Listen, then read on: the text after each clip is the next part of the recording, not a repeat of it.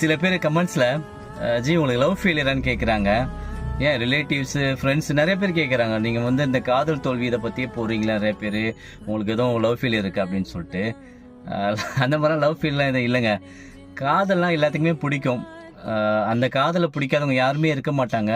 நம்ம ஒரு காதல் சம்மந்தப்பட்ட ஒரு இதை போடும்போது அதை நிறைய பேர் ரசிக்கிறாங்க. அதாவது ஏகப்பட்ட ஃபாலோவர்ஸ், நிறைய வியூஸ், நிறைய ஹார்ட்ஸ் வருது. இனிஷியலாக நான் ஒரு காதலை பற்றி போடலான்னு போட்டேன். அதில் பார்த்தீங்கன்னா அப்புறம் 300 ஃபாலோவர்ஸ், அப்புறம் 5000, அப்புறம் 15000, 20000, 25000 ஃபாலோவர்ஸ். இந்த மாதிரி ஃபாலோவர்ஸ் வந்து ஏறிக்கிட்டே போகிறாங்க. அதில் நிறைய பேர் ஸ்டேட்டஸ் வைக்கிறாங்க, ஷேர் பண்ணுறாங்க, கமெண்ட்ஸ் அவங்களோட சோகங்களை வந்து ஷேர் பண்ணிக்கிறாங்க. இதுக்காகவே நம்ம வந்து இந்த மாதிரி ஒரு லவ் சம்மந்தப்பட்டதை போடலாமேன்னு சொல்லிட்டு தான் நான் கண்டினியூஸாக அந்த மாதிரி வீடியோஸ் போட்டுக்கிட்டு இருக்கேன். Thanks for all your supports.